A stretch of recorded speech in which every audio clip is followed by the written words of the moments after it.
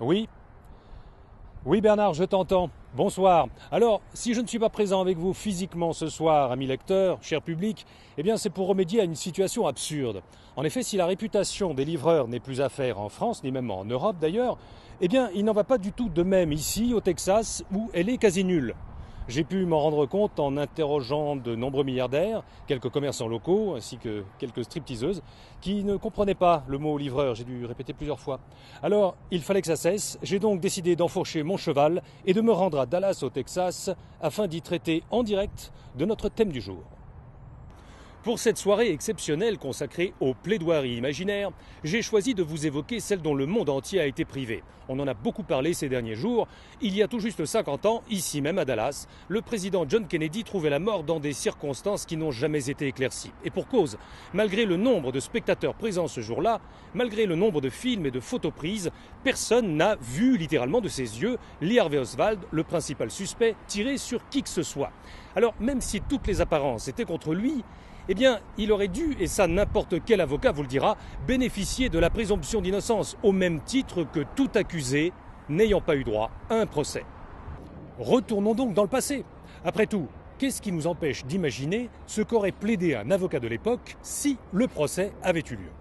La commission Warren, cette odieuse mascarade ourdie par des lâches au service du lobby pétrolier, a livré en pâture à un public ivre de vengeance un pantin mort avant d'avoir pu parler. Elle a désigné Lee Harvey Oswald comme seul coupable du meurtre de l'agent Tippit et du président Kennedy, au seul motif que rien ne prouve que ce n'est pas lui. Et pourtant, qu'en a dit l'intéressé quelques heures après les faits?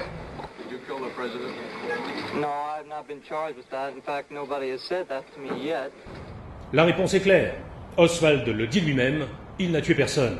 Comment du reste aurait-il fait mouche depuis un endroit aussi exposé, à l'aide d'une arme aussi inadaptée? Le bon sens l'exige, mesdames, messieurs les jurés, et la Cour en conviendra. C'est revêtu du manteau sacré de l'innocence que doit quitter ce prétoire et s'envoler enfin ce malheureux pigeon. Repose en paix, Lee Harvey. Oublie ce sinistre cortège. On sent toute l'emphase d'une époque, quand même.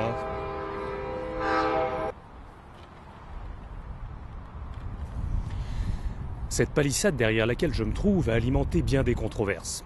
En effet, certains chercheurs indépendants ont cru y distinguer des ombres suspectes, comme sur le célèbre Polaroid pris par Mary Moorman. Leur présence validerait la thèse d'une conspiration, bien plus gênante que celle d'un simple tireur isolé. Alors, là encore, vraie intuition ou pure imagination, c'est là que les avocats se déchaînent.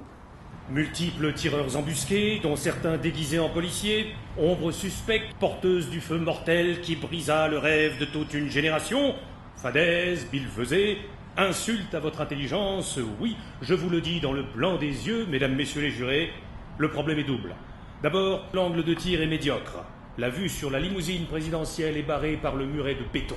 Ensuite, le nombre de tireurs suspects étant pratiquement supérieur au nombre de curieux venus assister au défilé ce jour-là, un bus à Impérial n'aurait pas suffi pour les évacuer des lieux du crime, où l'on n'a par ailleurs retrouvé ni balles, ni douilles, ni armes du crime. Fort de cette accablante certitude, je vous demande donc en votre âme et conscience de prononcer la relaxe des malheureux tireurs d'élite injustement accusés par les partisans de la théorie du complot. Le jury me fera grâce de tous les citer et d'opposer enfin à la piste cubaine et autres balles magiques la piste mexicaine dite du haricot magique et d'admettre l'hypothèse de l'attentat culinaire. Car seul un chili con carne trop épicé à la mode texane, servi par une main malveillante et lourde, est à même de provoquer de pareils dégâts. On le voit sur ces images. Pourquoi le président porte-t-il les mains à sa gorge, sinon pour favoriser un renvoi étranglé, une régurgitation salvatrice qui ne vient pas? Pourquoi se penche-t-il de côté, sinon pour tenter de trouver une porte de sortie alternative? Mais la pression est trop forte, le président n'est pas coutumier de la cuisine locale, et c'est en vain que son épouse cherchera le nécessaire dans le coffre de la limousine. Le mal est fait. Oui, bon, alors, on n'est pas non plus obligé de suivre aveuglément les conclusions d'un avocat qui n'a jamais existé dans une plaidoirie qu'il n'a jamais écrite pour un procès qui n'a jamais eu lieu. Tout est affaire de conscience personnelle, bien entendu, et d'imagination, d'ailleurs.